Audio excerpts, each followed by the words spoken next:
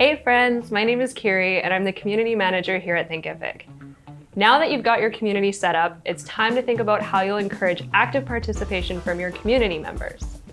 In this chapter, I'll tell you all about how you can keep your students coming back to your community time and time again. Courses and communities run hand in hand. Communities help keep students motivated and engaged in your course, so long as the course stays active. And you want this because it's the key to running an effective experience and ultimately a business. In your community, you can build stronger relationships with your students, and in turn, they'll buy more from you because they trust you. However, it's easier said than done.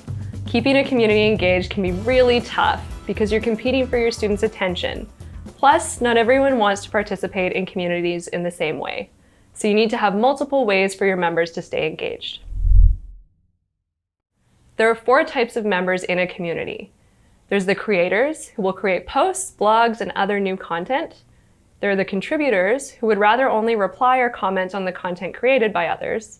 There's the observers, who only really log in to view the community content and the conversations. And then there's the inactive members, and they haven't made any active contributions to your community within the past year. There's a general rule in communities known as the 90-9-1 rule that says 90% of members are observers, 9% of members are only contributors, and that you can expect only 1% of members to account for almost all the action. That 1% are the creators in your community, aka your superstars. Although every community is different, this is a good foundation for understanding how engagement works in a community. This will help you to not feel discouraged when, at times, it might feel like there's not enough people participating. In the next 3 lessons, we'll go over a bunch of strategies to help boost engagement within your community. Before we start with strategies, there are 2 best practices that encourage engagement in your community. Number 1, make sure every post has a response. This doesn't mean that you always have to be the one to respond. If another community member responds with an answer, that counts too. Ensuring every post has a response is important so that your members feel heard and you create a safe space for your students to ask questions. It takes courage for someone to speak up and post in a community, and the worst feeling for them is when no one takes the time to respond. Having their post flatline will definitely impact whether or not this student engages in your community in the future. Number 2, create prompts at the end of each lesson. Adults learn best by critically thinking through content, reflecting, and sharing perspectives. This is part of social learning and also part of how we can create transformations. Plus, you can never have too many connections between your course and your learning community. Learning expert Dr. Carrie Rose lists 5 ways that you can add strategies at the end of each of your lessons that will increase their impact and get students sharing. Number 1, reflect on a concept. Here you want to get students to think about a concept, break it down, and make it relatable to them.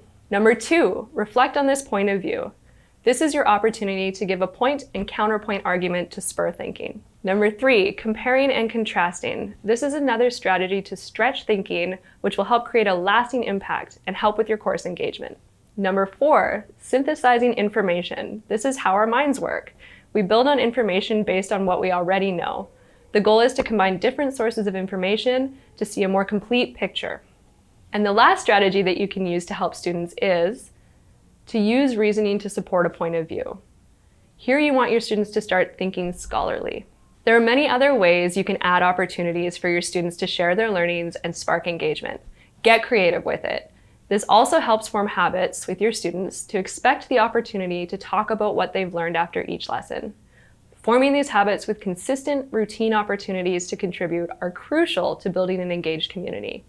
Now that you have a sense of who makes up your community and why engagement is important, your task is to watch the next 3 lessons and choose 2 or 3 engagement tactics you'd like to try in your community.